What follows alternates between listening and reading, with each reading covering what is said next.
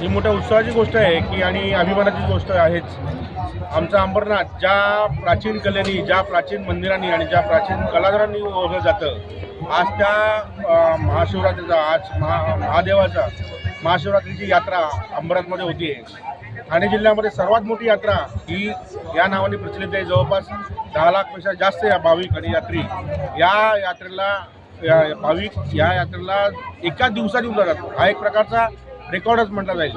परंतु या सर्व कार्यक्रमाला सहकार्य म्हणून आणि या सर्व कार्यक्रमाला येणाऱ्या भाविकांना सोय म्हणून आम्ही उद्धव बाळासाहेब ठाकरे शिवसेना पक्ष यांच्यातर्फे एक मदत कक्ष आम्ही ते उपस्थित केले आहे आणि हे माझे सर्व सहकारी आम्ही त्या सर्व मदतीला कार्यक्षम आहोत. जे प्राचीन शिवमंदिर आहे, साधारण 1000 वर्षापूर्वीचं असे शिवमंदिर आहे आणि खूप जुनी परंपरा आहे. ठाणे जिल्ह्यातलं सर्वात मोठं असं प्राचीन असं हे शिवमंदिर आणि इथे दरवर्षी शिवरात्रीला मोठी अशी यात्रा भरते आणि या पंचक्रोशीतील जिल्ह्यातील सर्व भाविक या शिवमंदिरामध्ये